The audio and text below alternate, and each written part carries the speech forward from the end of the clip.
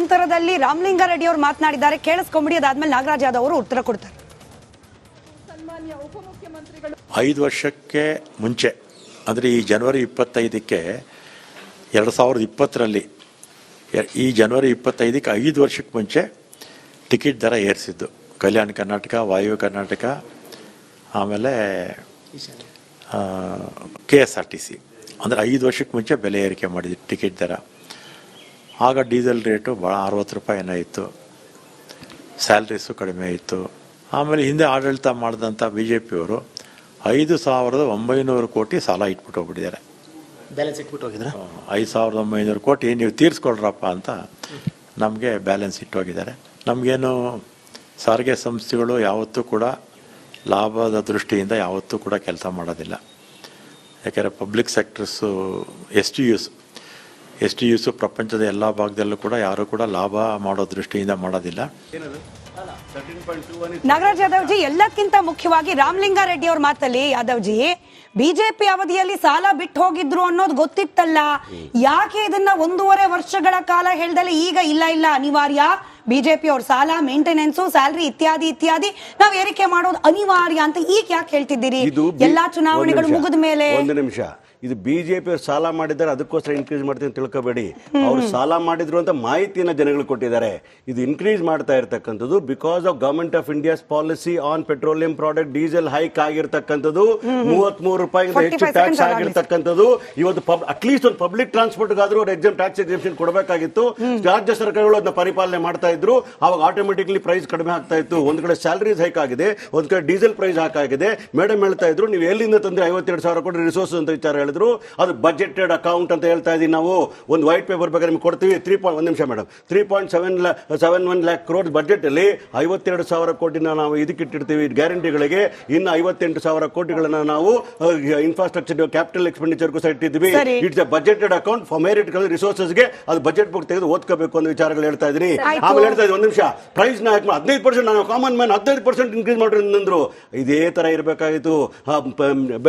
Diesel ಮತ್ತು petrol price hike ಮಾಡಿದ್ರ tax, ಆ ವಿಚಾರ ನಾಗರಿಕರ ಜಾಬ್ಗೆ ಕೈ ಹಾಕಿದ್ರೆ ಮರಿಬಾರ್ದು ಅವ್ರು ಹೇಳ್ತಾ ಇದ್ದೀನಿ. ಅದರ ಎಫೆಕ್ಟ್ ಇದಾಗಿರ್ತಕ್ಕಂಥ ವಿಚಾರಗಳು ಹೇಳ್ತಾ ಇದ್ದೀನಿ. ಆಮೇಲೆ ಎಂಪ್ಲಾಯೀಸ್ ಬಗ್ಗೆ ಹೇಳ್ತಾ ಇದ್ರು, 73,000 ಜನ ಇದ್ದಾರೆ ಅಂತ ಯಾವುದೋ ಪತ್ರಿಕೆ ವಿಚಾರದಲ್ಲಿ.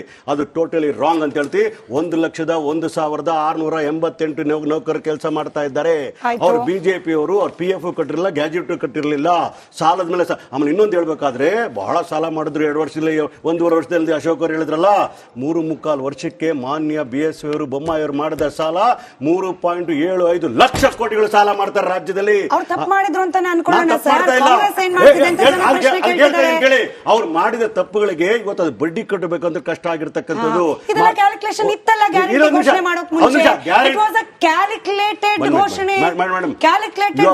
ಕ್ವಶನ್ ಕೇಳಿದ್ರಿ, ಸಾಲ ಇದ್ರೆ ಗ್ಯಾರಂಟಿ ಯಾಕೆ ಕೊಟ್ರಿ ಅಂತ. ಆದ್ರೆ ಜನಗಳ ಬದುಕು ಇಂಪಾರ್ಟೆಂಟ್ ಹೊರತು ಇವ್ರು ಮಾಡಿದ ಸಾಲ ಬದುಕು ಇಂಪಾರ್ಟೆಂಟ್ ಅಲ್ವಾ ಸರ್? 15% ಜಾಸ್ತಿ ಕೊಡಬೇಕಲ್ಲ ಅವ್ರ ಜನ ಅಲ್ವಾ? ಈಗ ಡೈರೆಕ್ಟ್ ಆಗಿ ಕೇಳ್ಬಿಟ್ರು ಜನ, ನಾವು ಓಟ್ ಹಾಕಿಲ್ವಾ ಗಂಡಸರು, ನಾವೇನ್ ಮಾಡಿದ್ವಿ, 1,150 ರೂಪಾಯಿ ಹೆಚ್ಚಿಗೆ ಕೊಡಬೇಕು. ಇವತ್ತು ಹೊಸ ವರ್ಷ, ಹೊಸ ಫಸ್ಟ್ ಡಿಬೇಟ್ ನಿಮ್ ಜೊತೆಗೆ. ನಿಮಗೆ ಗೌರವ ಕೊಟ್ಟು ಹೇಳ್ತೀನಿ ಕೇಳಿ. ಜನಗಳ ಅನಿಸಿಕೆನ ನೀವು ಹೇಳ್ತಾ ಇದ್ದೀರಿ, ನಾವು ಅದಕ್ಕೆ ಗೌರವವನ್ನು ಕೊಡ್ತೇವೆ. ನಾವು ಪುರುಷರಿಗೆ ಜಾಸ್ತಿ ಮಾಡಬೇಕು, ಮಹಿಳೆಯರಿಗೆ ಕೊಡಬೇಕು, ಇವರಿಂದ ಕಿತ್ತು ಅವ್ರು ಕೊಡಬೇಕಲ್ಲ ದೃಷ್ಟಿಕೋನ ನಮ್ದಲ್ಲ. ಗೌರವ ಕೊಟ್ಟು ಹೇಳಿದ್ದೀನಿ, ಮತ್ತೆ ನಾನು ರಿಪೀಟ್ ಮಾಡ್ಸಕ್ ಹೋಗ್ಬೇಡಿ, ನನಗೆ ಮಾತಾಡ್ಲಿಕ್ಕೆ ಬಿಡಿ. ಹಾಗಾಗಿ ಹೇಳ್ತಾ ಇರ್ತೀವಿ ವಿಚಾರ ಜನಗಳು ಅರ್ಥ ಮಾಡ್ಕೋಬೇಕಾಗ್ತದೆ. ಯಾವಾಗ 40 ರೂಪಾಯಿ ಇರ್ತಕ್ಕಂಥ ಡೀಸೆಲ್ 80-90 ರೂಪಾಯಿವರೆಗೆ ಹೋಗಿದೆಯೋ ಅದಕ್ಕೆ ಕಾರಣಕರ್ತರು ಯಾರು? Government of India. ಎಷ್ಟು ದಿನ ಅಂತೇಳಿ ನಮ್ಮ ಸಂಸ್ಥೆಗಳು ಲಾಸ್ ಆಗಿ ನಡಿಬೇಕು, ಅದನ್ನ ಸಸ್ಟೈನಬಿಲಿಟಿ ತರಬೇಕಾಗ್ತದೆ, ಉತ್ತಮವಾದ ಸಾರಿಗೆ ಕೊಡಬೇಕಾಗ್ತದೆ. ದೇಶದಲ್ಲಿ ಮಾದರಿಯಾಗಿರುವ ಸಂಸ್ಥೆ ಆಗಿರೋದ್ರಿಂದ 1 ಲಕ್ಷ ನೌಕರರ ಭವಿಷ್ಯ, 1 ನಿಮಿಷ ಮೇಡಮ್, 1 ಲಕ್ಷ ಭವಿಷ್ಯ, ಲಕ್ಷಾಂತರ ಜನ ಇವತ್ತು ಹೇಳ್ತೀನಿ ಕೇಳಿ. ಸಾರಿಗೆ ನಾವು ಉಪಯೋಗಿಸ್ಕೊಳ್ತಾ ಇರಬೇಕಾದ್ರೆ ಸಸ್ಟೈನಬಲ್ ಟ್ರಾನ್ಸ್ಪೋರ್ಟ್ ಇದೆ. ಆ ಕಾರಣಕ್ಕೋಸ್ಕರ ನಾವು ಮಾಡ್ತಾ ಇರ್ತಕ್ಕಂಥದ್ದು. ನಮ್ಮ ಸರ್ಕಾರದಲ್ಲಿ ಖಂಡಿತವಾಗ್ಲೂ ಕೂಡ ಪುರುಷರ ಮೇಲೆ ದ್ವೇಷ ಸಾಧಿಸ್ತಕ್ಕಂಥ ಬಿಜೆಪಿ ದೃಷ್ಟಿಕೋನ ನಮಗಿಲ್ಲ. ಅವ್ರು ಮಾಡಿದ್ದೆಲ್ಲ ಯಾರೆಲ್ಲ ಪುರುಷರು ಹಂಗ ಅನ್ಕೊಂಡಿದ್ರಿ, ಪುರುಷ ದ್ವೇಷಿ ಕಾಂಗ್ರೆಸ್ ನಿರ್ಧಾರ ಅಂತ ಹೇಳಿ ಅಲ್ಲ ಅಂತ ಯಾದವ್ ಅವರು ಹೇಳಿದ್ದಾರೆ.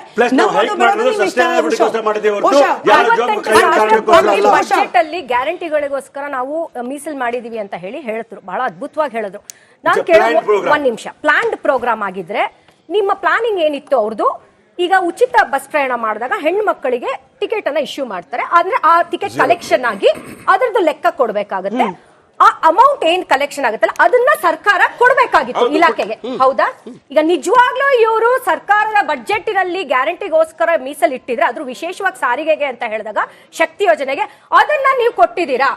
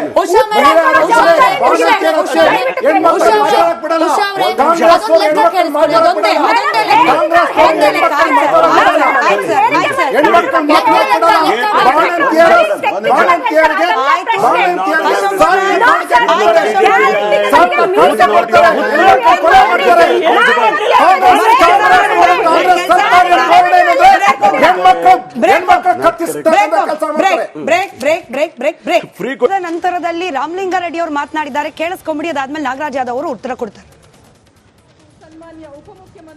5 ವರ್ಷಕ್ಕೆ ಮುಂಚೆ ಅಂದರೆ ಈ ಜನವರಿ 25ಕ್ಕೆ 2020ರಲ್ಲಿ ಈ ಜನವರಿ 25ಕ್ಕೆ 5 ವರ್ಷಕ್ಕೆ ಮುಂಚೆ ಟಿಕೆಟ್ ದರ ಏರಿಸಿದ್ದು ಕಲ್ಯಾಣ ಕರ್ನಾಟಕ, ವಾಯವ್ಯ ಕರ್ನಾಟಕ, ಆಮೇಲೆ KSRTC. ಅಂದರೆ 5 ವರ್ಷಕ್ಕೆ ಮುಂಚೆ ಬೆಲೆ ಏರಿಕೆ ಮಾಡಿದ್ದು ಟಿಕೆಟ್ ದರ.